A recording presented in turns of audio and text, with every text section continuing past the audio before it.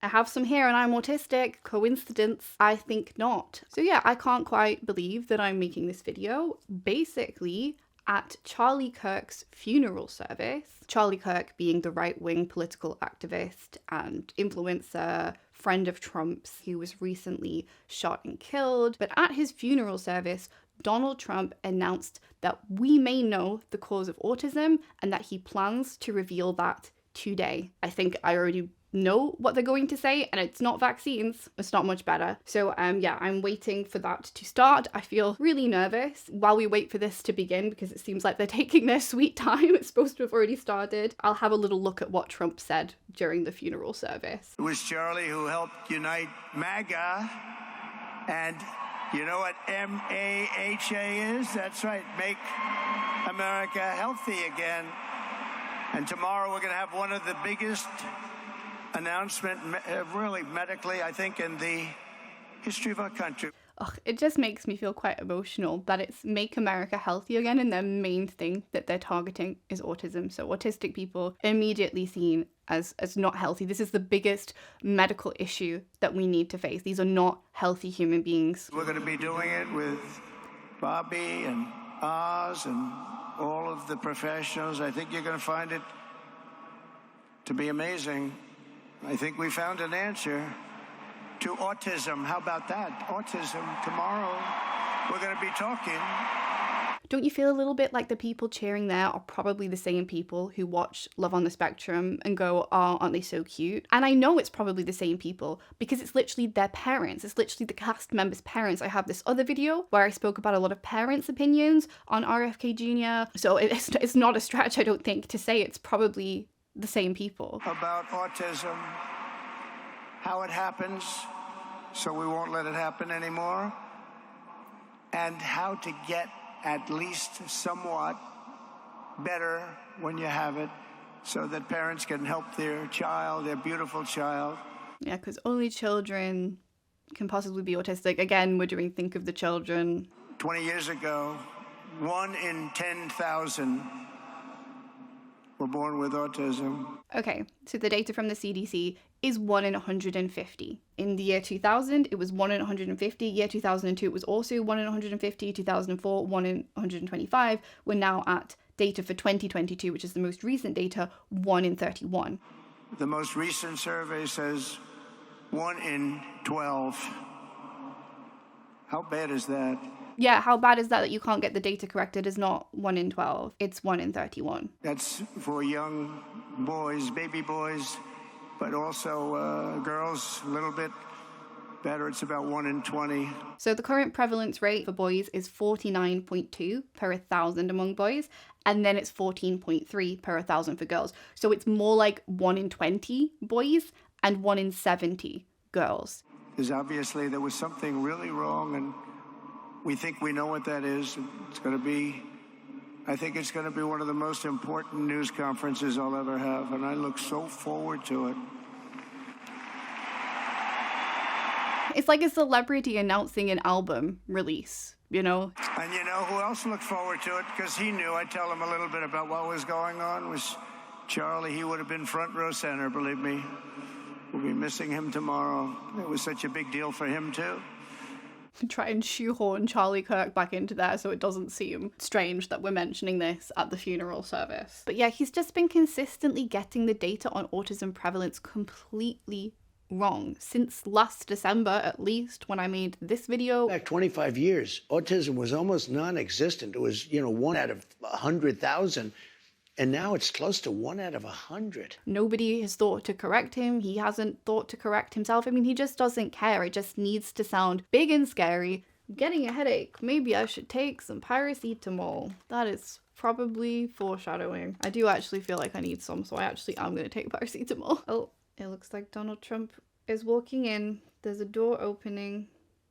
There's a bar chart being placed. Today, we're delighted to be joined by America's top medical and public health professionals as we announce historic steps to confront the crisis of autism. Horrible, horrible crisis. I was a developer, as you probably heard, and I always had very strong feelings about autism and how it happened and where it came from. I think I would find that easier to believe personally if we could get the prevalence stats right. Oh, My heart's beating really fast. It's hard. It's really hard to hear these things. I think a lot of people are probably not going to want to get a diagnosis now thanks to this. The meteoric rise in autism is among the most alarming public health developments in history. There's never been anything like this. I mean, there has been. You could also make the same argument about so many different neurodevelopmental conditions, different conditions. You could make a similar argument about celiac. There's the whole thing of like the celiac iceberg where we only see so many cases, and there are a lot of people who have celiac and they still don't even know. Like, once it was okay to be left-handed, we had a load of left-handed people on our hands. Like, it is not unprecedented. Since 2000, autism rates have surged by much more than 400%. Instead of attacking those who ask questions, everyone should be grateful for those who are trying to get the answers to this complex situation. I mean, people have been trying to get answers for ages. Autism Speaks, we're researching vaccines. Like, why would anybody sit on the answer to the cure for autism? Clearly, did you hear the cheers in that crowd? Clearly, there would be a lot of money in that. Why? Logically, why would anybody sit on that? All of these great doctors behind me were there. I told them, this is what we have to find out. Because when you go from 20,000 to 10,000, and then you go to 12, you know there's something artificial. They're taking something. And by the way, I think I can say that there are certain groups of people that don't take vaccines and don't take any pills that have no autism. Does that tell you something? That's currently, is that a correct statement, by the way? There are some studies that suggest that, yeah, with the Amish, for example. The Amish, yeah, virtually. I heard none. See, Bobby wants to be very careful with what he says, and he should, but I'm not so careful with what I say. I think we're saying that Amish people are less likely to get vaccines and take medication, and then are less likely to be autistic. So, it must be the vaccines or the medication. But if you're less likely to get medical treatment, medical help, such as vaccines and pills, are you not also less likely to be diagnosed? And is there the same level of awareness about autism in the Amish community? I very much doubt it. But you have certain groups, the Amish as an example, they have essentially no autism. I mean, there was a child recently who hadn't been vaccinated, who didn't receive the MMR vaccine, who died from measles, who was living in, I think it was a Mennonite community, so not Amish, but Mennonite. A child died. RFK Jr. turned up at the funeral and ate their food and had a great time, apparently. Mennonite community was beautiful to me because I went to a large lunch with the whole community, and you had, boys and girls sitting together, and nobody was on a cell phone. First, effective immediately, the FDA will be notifying physicians that the use of let's see how we say that. Acetaminophen. Okay, so cause of autism revealed. Paracetamol, some Tesco paracetamol. You probably know it as Tylenol. Paracetamol is the cause of autism, not vaccines, although maybe vaccines as well. We had to add a splash of it could be vaccines in there for the vaccine skeptics, for the fans. Which is basically commonly known as Tylenol. During pregnancy can be associated with a very increased risk of autism. So taking Tylenol is not good. All right, I'll say it. It's not good. For this reason, they are strongly recommending that women limit Tylenol use during pregnancy unless medically necessary. So if you don't know, if you haven't been pregnant, Tylenol, paracetamol is basically the only pain relief medication that you can take during pregnancy. You don't want to take ibuprofen or aspirin because there can be complications from that. One of the only medications in general that you can take is paracetamol. Yeah, I took paracetamol when I was pregnant, incidentally. My child not autistic, even though I am autistic. I'm sure these people don't mind an anecdote. And you shouldn't take it during the entire pregnancy. They may tell you that toward the end of the pregnancy, you shouldn't take it during the entire, and you shouldn't give the child the Tylenol every time he's born and he goes and has a shot. You shouldn't give a Tylenol to that child. I mean, yeah, just my immediate thought is, how many women are going to listen to this and are going to blame themselves because so many women will have taken paracetamol, Tylenol during pregnancy. I think I've seen stats of about 50%, maybe more than 50% will have taken it. Women should talk to their doctors for more information about limiting the use of this medication while pregnant. So ideally, you don't take it at all, but if you have to if you can't tough it out, if there's a problem, you're going to end up doing it. If you can't tough it out, you're going to end up doing what? You're going to end up making a child autistic. The CDC list overheating, getting too hot, whether it's by fever or something external, as a risk factor for neural tube defects like spina bifida. So, I mean, yeah, it's interesting that we're doing fear-mongering about Tylenol and just not mentioning that at all. I can tell you that I'll say that they will maybe say at a little bit later date, but I think when you go for the shot, you do it over a 5-time period. Take it over 5 times or 4 times, but you take it in smaller doses and you spread it out over a period of years. And they pump so much stuff into those beautiful little babies, it's a disgrace. Okay, so we are doing anti-vaccine as well. I would really recommend watching the H-Bomber Guy video on autism and vaccines so you can hear the history of where this whole autism links to vaccines came from, the dark history. It is a long story with a lot of plot twists, and now it looks like we're getting a new dispatch of misinformation today, which is hard. They're pumping, it looks like they're pumping into a horse. You have a little child, little fragile child, and you get a vat of 80 different vaccines, I guess, 80 different blends, and they pump it in. 80 different vaccines. I'm not sure what we're talking about there. So ideally, a woman won't take Tylenol. And on the vaccines, it would be good instead of one visit where they pump the baby, load it up with stuff, you'll do it over a period of 4 times or 5 times. I mean, spreading out the doses, having single shots was something that Andrew Wakefield advocated for because he had a financial incentive to do so. So this is interesting. Yeah, I didn't think they would bring up vaccines so much. That's interesting. Obviously, we know that there is no link between autism and vaccines, and it is just so tiring. The MMR, I think, should be taken separately. This is based on what I feel. The mumps, measles, and all the 3 should be taken separately. Did you forget rubella? Did you forget? The MMR vaccine is absolutely safe. There's been so much research on it. Yeah, it's just so frustrating. Like, I don't think it's ever going to be enough. It's been redone and redone to try and prove it to people. And I just think, you can always just turn around and say, okay, well, that's not good enough. It seems to be that when you mix them, there could be a problem. So there's no downside in taking them separately.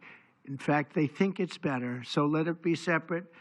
The chicken pox is already separate because when that got mixed in, I guess they made it 4 for a while, it really was bad. It's good, I guess, that they are advocating for having the MMR vaccine at all, but, trying to make parents do it in a new way, it's just unnecessary. It's just unnecessary stress on parents who have enough going on. It would be nice here if we could stress, and talk about the consequences of your child becoming ill with those things, of contracting those illnesses during pregnancy as well. And then hepatitis B is sexually transmitted.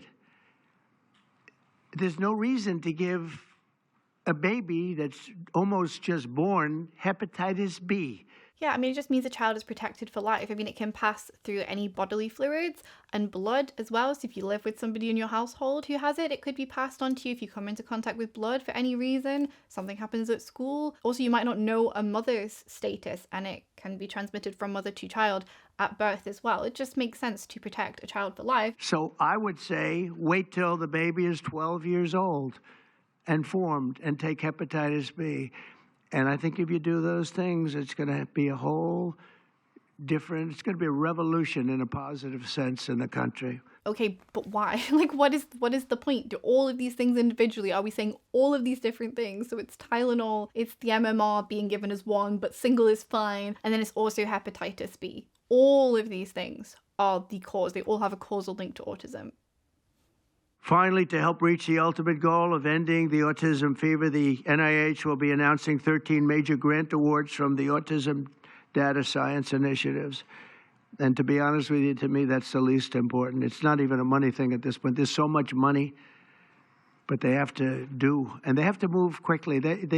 When the alternative is that nothing bad can happen, let's do it now. I was just saying to Bobby and the group, let's do it now.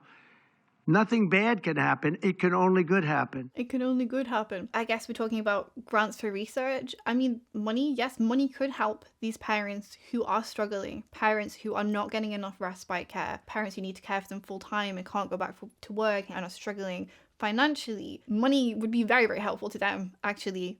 But funding so far just seems to have been cut, you know? But with Tylenol, don't take it. Don't take it. And if you can't live, if your fever is so bad, you have to take one because there's no alternative to that. Sadly, first question, what can you take instead? It's actually, there's not an alternative to that.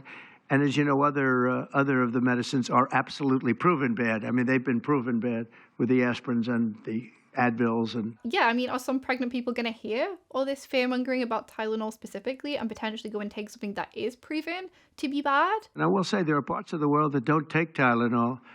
I mean, there's a rumor, and I don't know if it's so or not, that Cuba, they don't have Tylenol because they don't have the money for Tylenol, and they have virtually no autism, okay? Tell me about that one. So it seems like acetaminophen is available in Cuba. They just frequently have shortages. There's supposed to be universal healthcare, but often people can't actually access medications. So I wonder how easy it is to access an autism diagnosis and access any support in that climate. Doesn't sound great, but yeah, it sounds like they can technically access paracetamol. They don't have Tylenol where they don't have autism. That tells you a lot.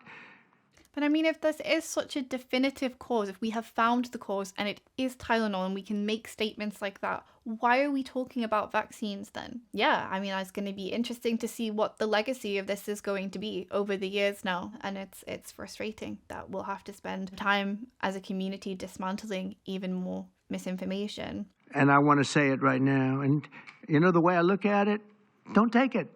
Don't take it. There's no downside in not taking it. I mean, yeah, I guess that fits with their opinion of women and how they feel about women. You must sacrifice everything to bring new humans into this world. You must be a benevolent caregiver who gives up her own body, her own bodily autonomy to replicate. I hope nobody takes this to heart, but I think from what I've seen on TikTok, it seems like a lot of parents of autistic children do. And they will blame themselves and then also dehumanize their child in the process, potentially see their child as in some way broken. Like, I ruined them when I was pregnant and they never turned out to be who they were supposed to be. And almost like seeing them as a changeling or something, you know, like, and seeing them as like a lesser version of who they could have been and who they could have become. And like the potential dehumanization that goes on there, I think is also really, really dangerous. Okay, so now we're going to listen to RFK Jr. speak. Yeah, I also made another video where I dissected RFK Jr.'s press conference that he made about autism. It's basically the first thing he did as health secretary. It's just been an attack on autism from this administration. That is completely what they're fixated on, I guess. I don't know. It is just very stigmatized. It's just easy. I don't know. Historically, NIH has focused almost solely on politically safe and entirely fruitless research about the genetic drivers of autism. And that would be like studying the genetic drivers of lung cancer without looking at cigarettes. And that's what NIH has been doing for 20 years. It's just exhausting. We have known that autism is highly heritable for a very long time, for decades. From twin studies, we know this to be true. And at the same time, environmental research has been ongoing. We are now replacing the institutional culture of politicized science and corruption with evidence-based medicine. This is not politicized at all. At Charlie Kirk's funeral service, we announced to a big cheer that we have found the cause of autism. Nope, not politicized at all in the slightest. Sarcasm, obviously. Today, the FDA will issue a physician's notice about the risk of acetaminophen during pregnancy. Gosh, what a fun time to be a physician in America. I know Mama Dr. Jones, I sometimes watch her content. She has moved over to New Zealand, and last I heard, she didn't have any plans to come back anytime soon. Imagine listening to this, believing this, being a pregnant person, you develop a fever and you have to sit there and you feel like in your mind, you're deciding between having a fever and potentially having a negative consequence, like a miscarriage, or making your child autistic, you know, damaging your child. How a lot of people would see it, not how I would see it, obviously. I mean, that's just awful. It's just horrendous and it's just so unnecessary. We have also identified an exciting therapy that may benefit large numbers of children who suffer from autism.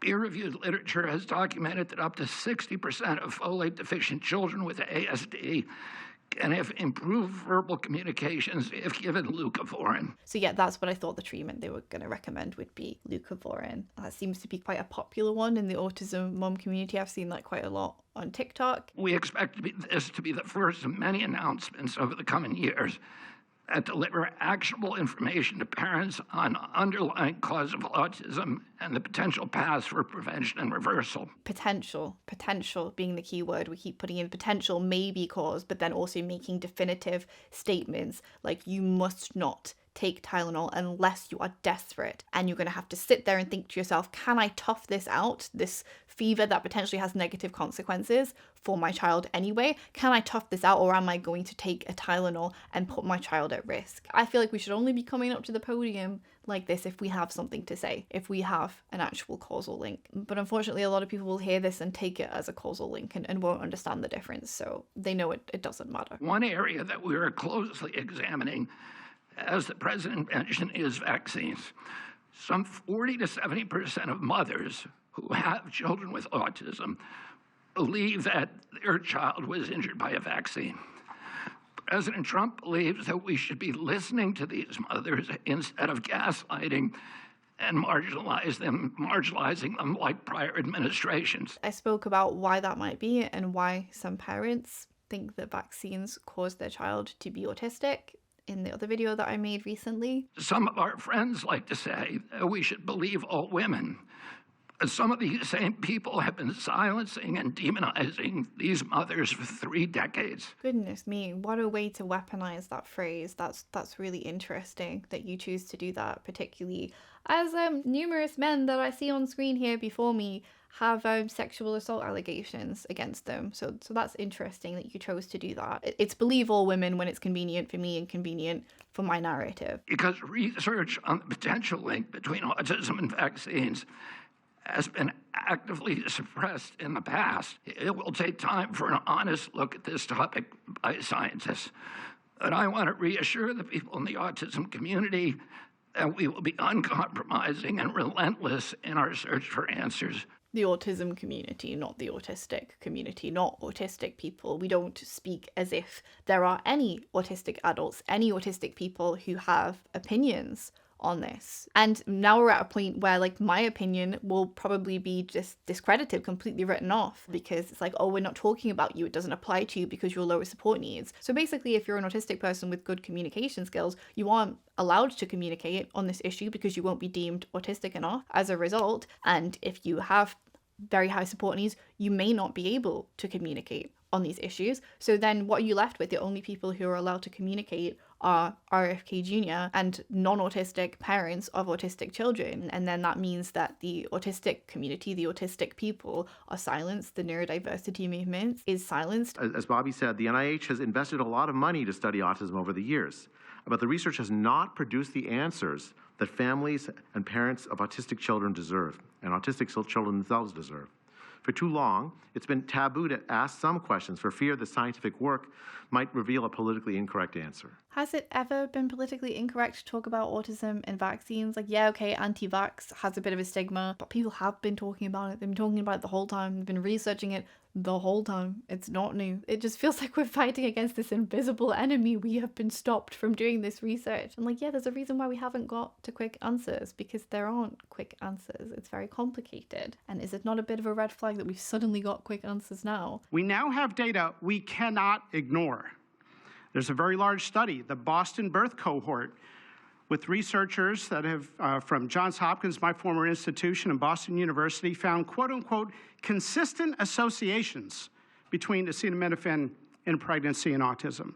And the Nurses' Health Study, with researchers from Yale, Columbia, and Harvard looking at 9,000 kids, found that acetaminophen use in pregnancy was associated with neurodevelopmental disorders.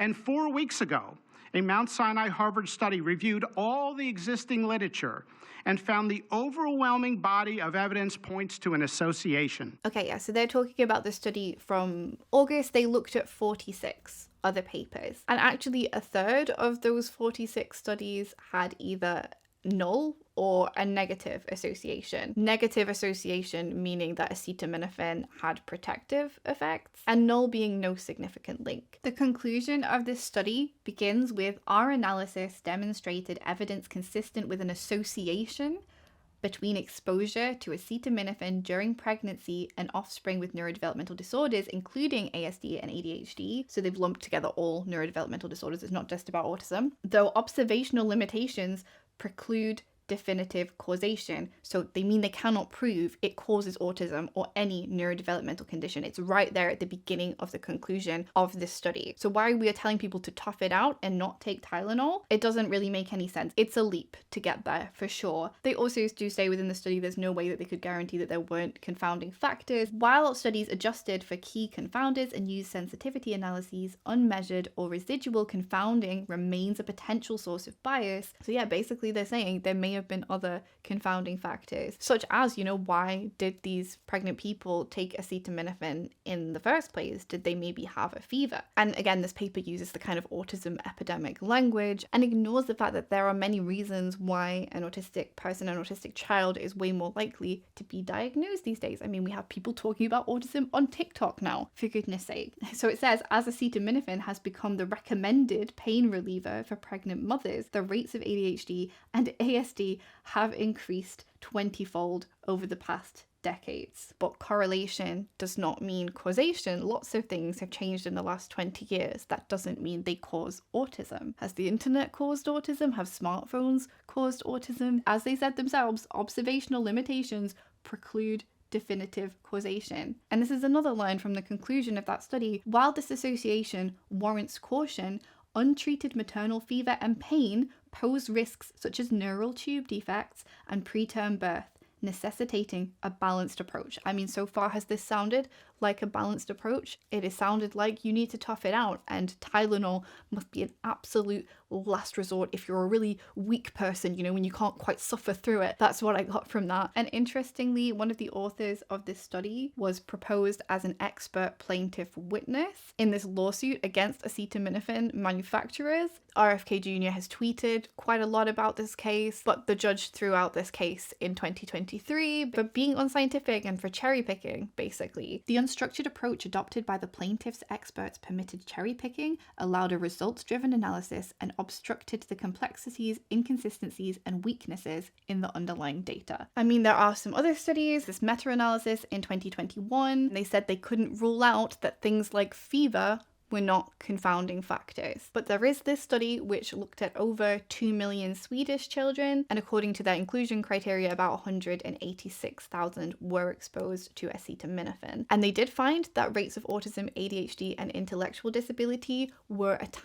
very tiny little bit higher in children who were exposed. But then they did something called a sibling control analysis, and they found that acetaminophen use during pregnancy was not associated with child's risk of autism, ADHD, or intellectual disability. This suggests that associations observed in other models may have been attributed to familial confounding. So basically, when they compared situations where one sibling was exposed and one was not, there was absolutely no evidence that using acetaminophen increased the risk. And the dosage didn't matter. It didn't cause neurodivergence. So basically, when confounding factors like genetics, parental behavior, health, and socioeconomic status, when that is accounted for, there is no link. They also noticed this, and this is something that I thought of as I was reading the study, and then it actually came up, that the parents themselves could be autistic or neurodivergent, and maybe they're more likely to take painkillers as a result, maybe due to sensory sensitivities. Maybe they're more likely to have an uncomfortable pregnancy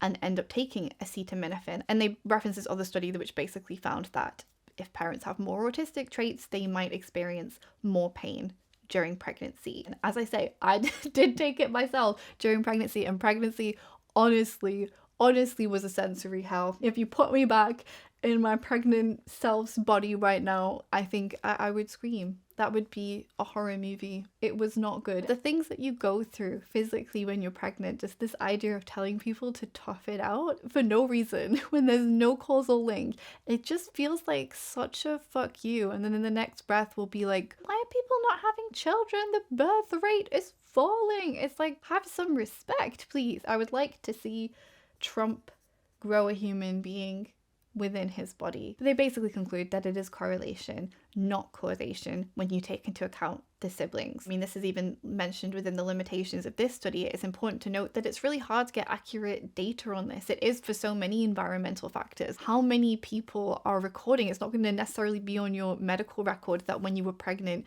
you took a Tylenol because you had a headache. That's not something that's necessarily documented. In the Swedish study, the data came from midwives who documented it rather than self-report, because obviously self-report is not particularly reliable. But even then, there are probably many incidents where people did take Tylenol and it wasn't documented. It's just not something that you necessarily give much thought to. So it's something that's very, very difficult to study. And I think it would take quite a long time to establish a definite causal link. And I mean, the main study that they're basing this on does not do that. Sure, you'll be able to find a study to the contrary. That's how science works. But to quote the dean of the Harvard School of Public Health, there is a causal relationship between prenatal acetaminophen use and neurodevelopmental disorders of ADHD and autism spectrum disorder. When my wife was pregnant and delivered our son a few months ago, they pushed her to take acetaminophen for a low-grade fever. She said no, and then they looked to me and I said, absolutely no. Well done. Well done. I don't know.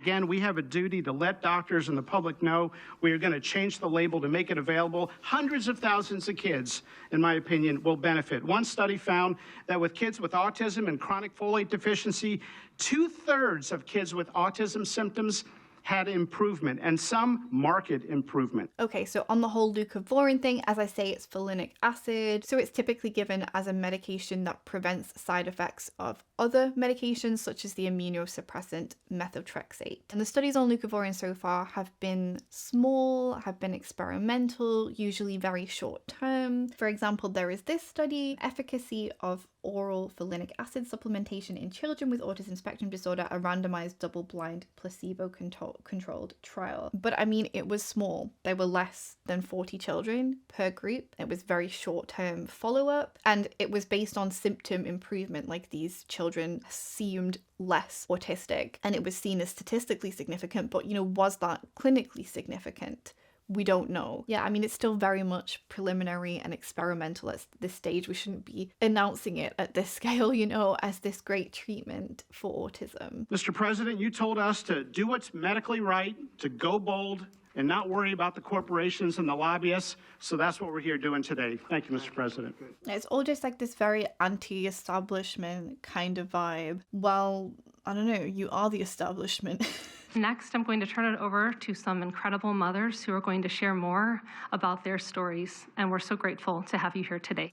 Okay, so now I guess we're getting into the emotional manipulation segment of the press conference. I have a son who's 5 who is profoundly autistic, and you've probably heard if you've met one autistic child, you've met one autistic child. It's a spectrum, which I don't think the spectrum is helpful, but that's another conversation.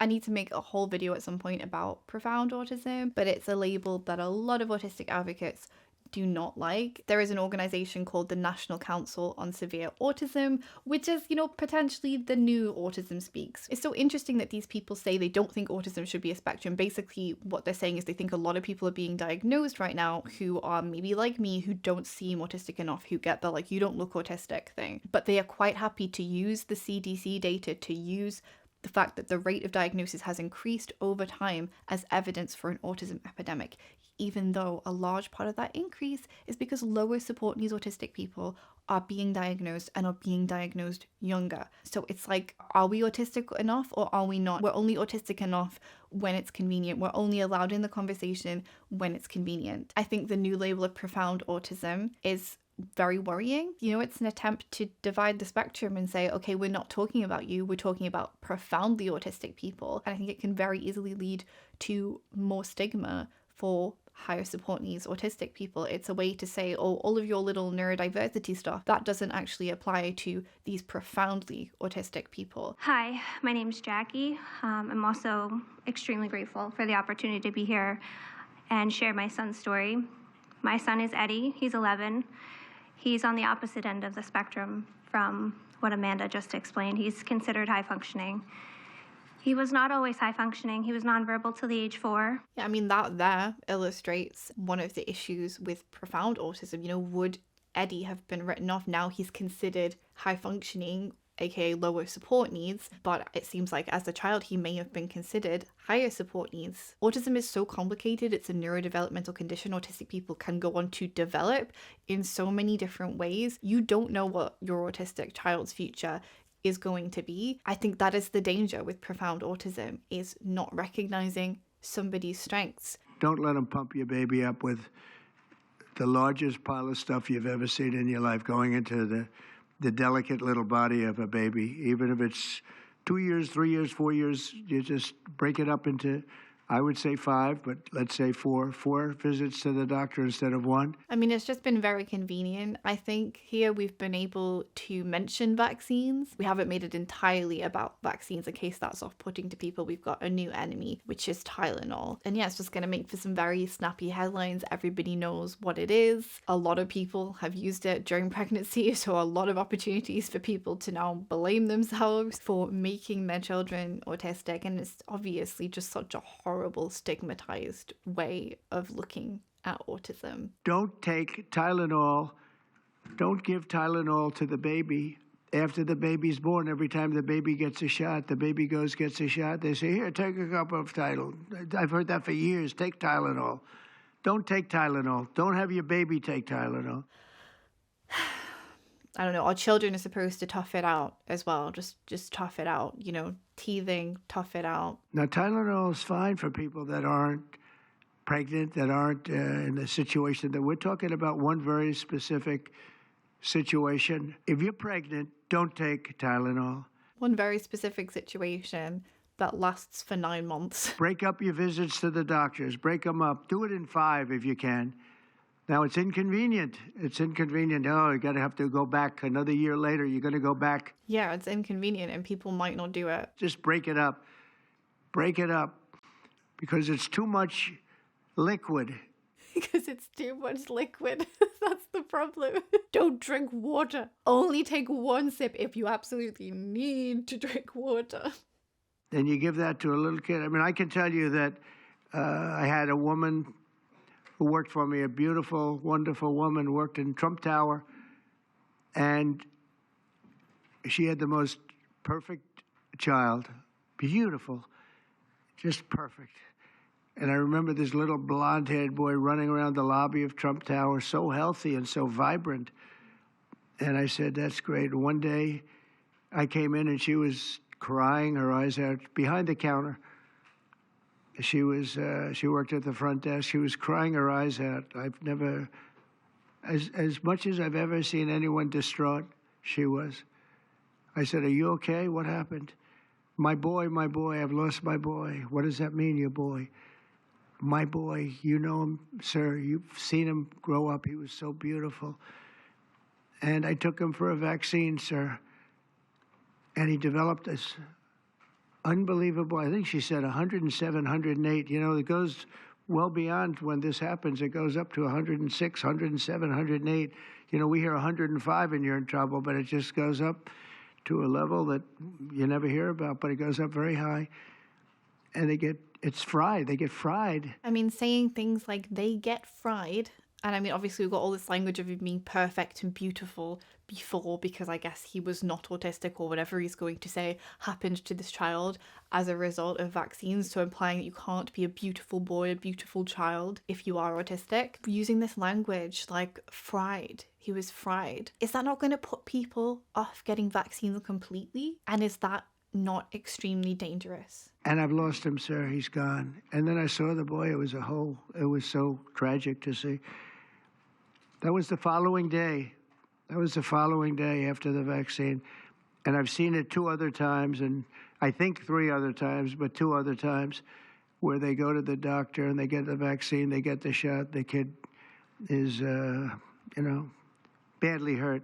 Let's be nice, badly hurt. Badly hurt, let's be nice. What did you actually want to say there? What did you want to say? Did you want to use the R word? If we're talking about these children becoming autistic, I don't know what we're trying to say here. It's a neurodevelopmental condition, and somebody's traits change as they develop, and some changes can look like they happen very, very quickly. Just do it. Break it up into 5, break it up into 4, break it up into 3 if you have to, but go to the doctor 4 times instead of once. Can we decide on a number? Can we have like a consensus before we come up to the mic maybe? Can we seem like we've thought about this for more than 30 seconds before we come out here and we change people's lives with the words that we say? And for some reason, they insist that you put it all into the body, and maybe that's the drug companies that make more money that way.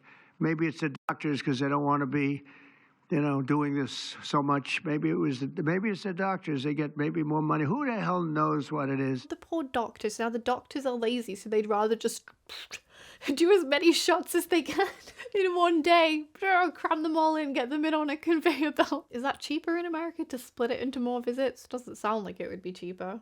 Don't take Tylenol. There's no downside. Don't take it. You'll be uncomfortable. It won't be as easy, maybe, but don't take it. If you're pregnant, don't take Tylenol. And don't give it to the baby after the baby is born. Are we trying to imply that maybe it wasn't the vaccines that turned your child autistic? It was the Tylenol that the evil doctor recommended that you get after the vaccines? Or maybe it was a combination of both. It was a cocktail. It was too much liquid. I don't know. When I leave office, I don't want to have, it's going to be the kind of number that we're hearing where it's 1 in 32 or 1 in 10, because I've heard 1 in 10 also. And in California, it's really bad. I want it to be, let's get it back to maybe 1 in 10,000 or 1 in 20,000 or maybe none in 20,000. Okay, there we go. There is evidence that we're talking about all autistic people. Donald Trump feels like the world, I think you would agree with this, would be better off without autistic people. That there we are. It couldn't be more explicit. This means everything. So we're going to save a lot of children from a tough life, really tough life. We're going to save a lot of parents from a tough life. Interesting that they don't have autistic people speaking, isn't it? We don't get to speak on whether or not we think that our suffering is too great for us to be worthy of life. Basically, we're not in that conversation.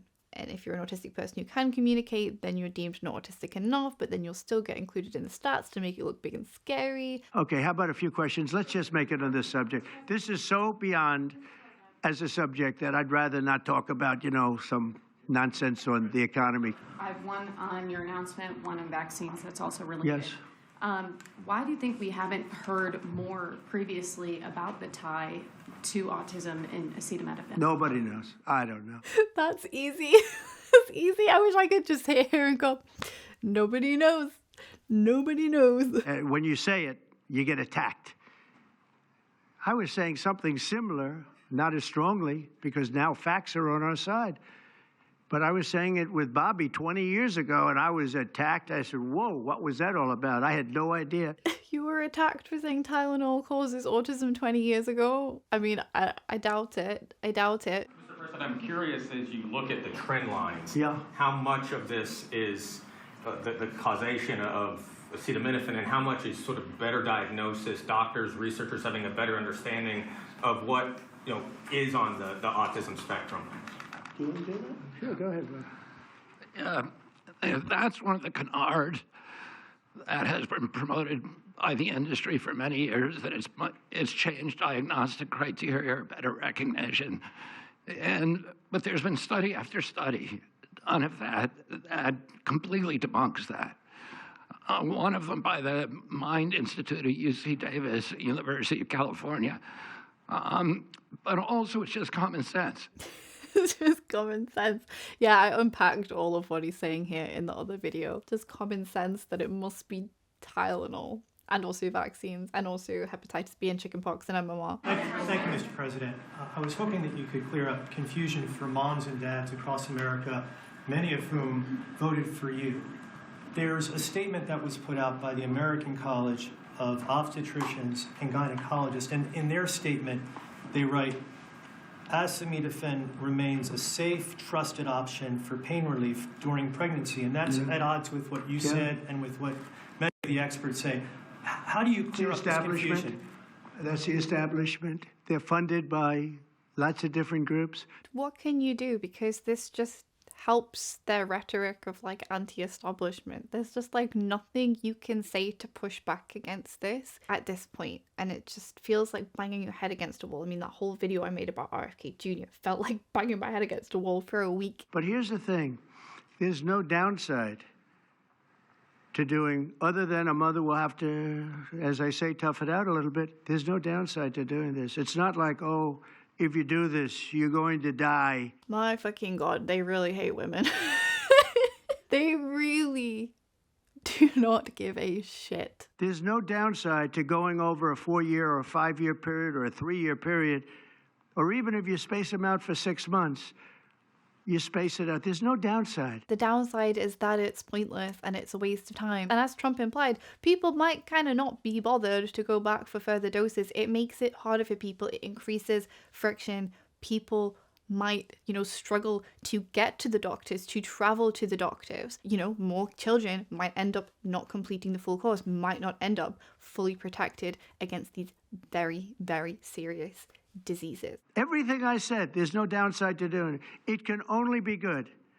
And I think you're going to see very good results. That's establishment stuff. And we've been reading that about a lot of things for years. You are the establishment. Why is Trump not the establishment? And you know what's happened? We've gone from 1 in 20,000 to 1 in 10,000 to 1 in 32 to 1 in 10. Think of it.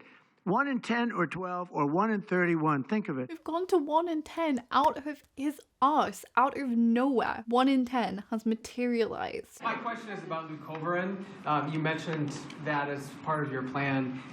That is also a chemotherapy treatment. Have you been in touch with the drug companies to increase production about that? Leucovorin, I think, is he talking about here, is not a chemotherapy treatment. It can sometimes be taken with some cancer drugs, though, but itself is not a chemotherapy drug. It is a B vitamin. Dr. Oz mentioned that this will be available with CHIP, children who are on CHIP, but the big beautiful bill reduced funding for CHIP and Medicaid by $1 trillion over the next 10 years. Are you concerned that that will impact your ability to get this drug out? I'll explain it to you in a second, but please go ahead. Thank you. Thank you. Leucovorin is not a chemotherapy, but it is a vitamin given with chemotherapy sometimes. And the idea here is that the folic acid receptor in the brain is blocked by some antibody response. It might be 20, 40, 50% of kids with autism. 50% based on what? Based on what? We've been in touch with the companies, and they are prepared to ramp up production, and we actually talked to them about a month ago. And on your second part of your nasty question, the second part of your nasty question? He's being attacked. The questions are nasty. Oh my goodness. Like, I'm just so tired in general of this, like, playing the victim. This victimhood that comes from the right wing. That they're, like, beaten down and defeated. You are in power. You are literally the opposite. These questions are a bit mean. Imagine what people would say if it was a woman there saying your nasty question. It's like over emotional. Calm down. Please. Mr. President, you said that there is no reason to give newborn babies hepatitis B vaccines. But hepatitis B can be contracted not just through sexually transmitted diseases, sometimes from needles to open wounds. So when you say you feel, is that appropriate to be telling? I think it's absolutely appropriate. I think they should wait till they're 12 years old. Yes, please. Wow, what a thoughtful answer. This guy really cares about the beautiful children. That's where, when they do this think of the children thing, it's ridiculous. What about children who come into contact with infected family members? You've been talking about reducing autism by spacing out vaccines. Right, correct. Would you like the other combined vaccines babies receive to be spaced out like MMRV? I would say yes, but that just is, for me, it's a lot of common sense involved in this. It's a process, but we're looking, but it should at least be given separately. Now, it's possible that you can reduce them and I'd give them in small doses, but it's possible maybe in that particular case, the MMR wouldn't work in small doses, but you can certainly give them a separate shot. He'll just talk, won't he? If he has no idea, has no knowledge on the subject, he'll just talk. I mean, I guess that's a skill, I don't know. It's been proven to be very safe when you give them in separate shots instead of mixing. So I don't think there's any reason to do that. Do you agree with it? I'm not a doctor, but I'm giving my opinion. I don't think there's any reason. Just say I don't know then. You can just say I don't know. Like, you don't have to just make stuff up. You don't have to make numbers up. It's fine. Is the spectrum too broad, in your opinion? For research purposes, you are dealing with a population of children who might have social boundary difficulties, and then you have children who are, going to grow up to be adults in diapers. I mean, what do you think? We don't know how broad the spectrum is. We don't know exactly where it starts and where it... Kind of frustrating the way that question was worded in some ways, because I just think that's how so many people see the autistic spectrum. Like, oh, they have a bit of social difficulties on one end, and then the other side she was talking about, toileting issues or whatever, and implying, somebody who has very high support needs, maybe an intellectual disability. And I think a lot of people see it as those two extremes, but it's just so much in the middle, so many different presentations, and you have no idea what sort of autistic person an autistic child is going to grow up to be. But we do know what we're going through. We're going through some very serious trouble. Yeah, I mean, it seems kind of like Trump doesn't want to acknowledge that lower support needs autistic people exist. That seems to be an inconvenient truth for these people. Some autistic people can actually, speak up for themselves and maybe say, you know what, I actually quite like being me, and I actually quite like being alive, and maybe autistic people have every right to be here. Autism, I mean, it could be bigger, it could be small, a little bit smaller, but the number is unacceptable. I don't think he knows anything about the spectrum, basically. I don't think he understands this debate that's going on about profound autism and whether the spectrum should be split off again like it was in the DSM-4 or whatever. I don't think he has any knowledge whatsoever. Numbers bad. Because the spectrums remain the same. The number, the way it's come down is just... unacceptable, meaning come down to that level of 1 in 10, 1 in 12, 1 in 31. I was going to say saying come down is a strange way of wording it, but there we go. I just say it again. Don't take Tylenol. Don't take it. And don't give it to your child after your child is born. And do all those other things, little things, just spread out your visits, et cetera, on the vaccine. And I want to thank everybody. This is a very important day. Thank you very much. Yeah, so the bar chart they had on the side there was autism rates amongst children by age 8 and showing how it had gone up over time. He literally had the bar chart right there. He's still getting the stats wrong. But it doesn't start at 1 in 10,000, let me tell you. So thinking about like implications going forward, it sounds like there's going to be $50 million spent on more research. So we're probably going to get more of this. We're going to get more causes and more potential treatments for autism, treatments in quotation marks. Particularly with the main study that they focused on, I do wonder, there was obviously that conflict of interest there. Like, is this potentially going to create more leverage if there are future lawsuits against the Tylenol manufacturers? I don't know if there are some sort of ulterior motives going on there. It's just so sad. Like, this is being the main focus of Make America Healthy Again, being to eradicate autistic people. It's going to be interesting to see how this unfolds now with the misinformation. Like I say, I think it'll be a very catchy headline to say Tylenol causes autism. Most people know what it is. Most people have taken it before. How many years is it going to take to undo? What is going to happen over the next few years? It was Andrew Wakefield, and the vaccine thing was around 1998. I think we're still talking about that. We're still trying to dismantle that. So I don't know, what is the legacy going to be left behind from this? I don't know. I mean, what's going to happen now? I mean, they're already getting the numbers wrong, so I guess they could just act like the prevalence rate was going down. Yeah, it's going to be interesting to follow how this unfolds and how this affects the autistic community long term. I will do my best to follow it. It's like 2 a.m. now. I will do my best to follow this and to keep you updated. If you are an autistic person watching this, probably a high chance that you are enough, you are valuable, you are not broken, you're not a sick neurotypical person, and look after yourself. I have a video I made recently about self-care tips. That might be a good one to go and watch after this for something a little bit more uplifting and something that feels supportive to the autistic community. If you would have the means to and you would like to support the channel on Patreon, I would be so grateful. The lowest tier is $4 a month. Everyone who joins gets access to the Discord server. You can come and vent about stuff like this with like-minded people. You don't have to be diagnosed to join. You don't even have to be autistic to join. Just have to be a nice person. It's a lovely safe space. And also, even on the lowest tier for $4, you get 2 exclusive videos every month, and there's already a backlog of over 30 videos. And then also on other tiers, I have like podcasts and outtakes and things. I'll leave it linked down below. You can actually watch previews of all of the content. I have all sorts in there. I have me reacting to vlogs I made like 15 years ago at this point and posted to YouTube of me as a teenager picking out my autistic traits. I have like my earring collection, my earring tour video on there. I have a lot of other reactions that I've done recently, including reacting to Abby's mom on the Impulsive podcast, which was interesting. I've got some very long, cozy reading vlogs where I read autism-related non-fiction books. That's been really fun. I definitely want to do more of that. So yeah, if you want to support me, then I'll leave the link down below. Thank you so much. It definitely makes it possible for me to do this. As I say, Google AdSense does not make it possible for me to do this, but Patreon does. So I'm very, very grateful. And yeah, it meant that I could spend all day today reading about what I thought this press conference might be about and preparing and recording this for you in the middle of the night. Thank you very much. I'll see you in my next video very soon. Bye.